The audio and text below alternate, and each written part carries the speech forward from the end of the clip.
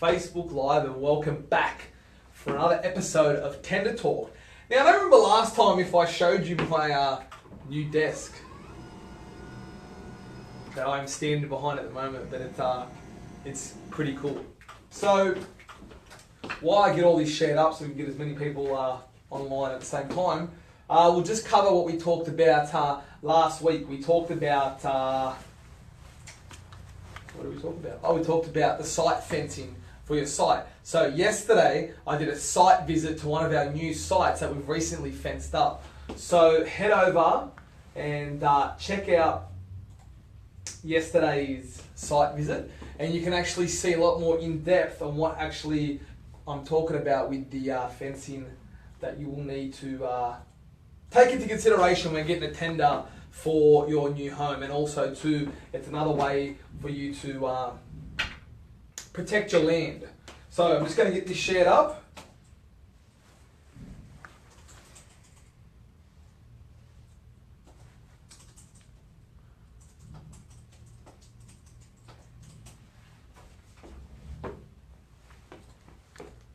Alright, so hopefully we can get as many viewers as possible here, because there's a lot of people out there that need to hear what we're talking about. Now, today, what we're going to talk about is sediment control.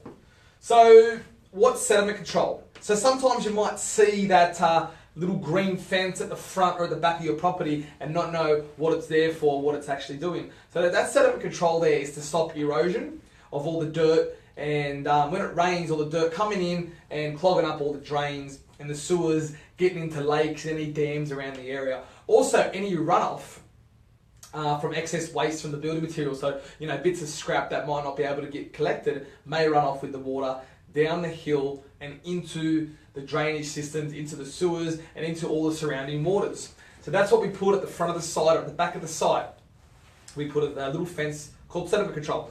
Only sits about so high off the ground and actually dug into the ground. And this will collect all the runoff and all the erosion so nothing gets in and dirties up the sewers. So, what I'm going to do, I'll show you where the sediment control will actually go. So, let's say this is the road of where your new house is, okay? Now let's say, for example, your land slopes from the front to the back. So this is the back of your house. Now, when it rains, it's going to flow all the way down here. So if your block slopes this way, then your fence would actually go right here. As the water runs down, it would catch all the excess waste that wouldn't need to go into the things. Now, for example, if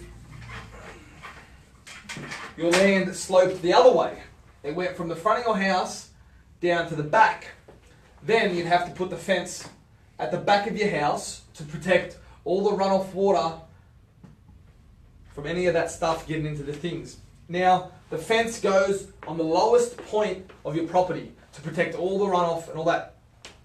So, if you're getting a tender, or even if you're building your own home, it'd also be good to locate the lowest point in your property, and that'll be able to determine how much sediment fence you need and exactly where it needs to go.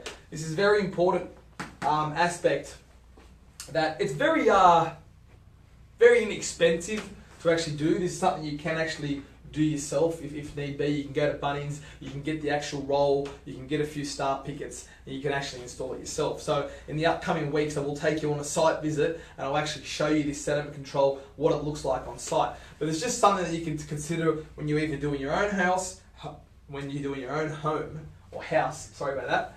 You can actually consider where you need it. So, just recapping, the lowest point of your property is where the sediment control is needed. Now, if you know anyone who's bought a new block, or who wants to make sure that they do all the right things to protect the environment, then tag them in the comments below, because they too would need to know where the sediment control fencing needs to go. Alright guys, thanks for joining me on today's Tender Talk. We'll see you next week for another episode of Tender Talk Live. See ya.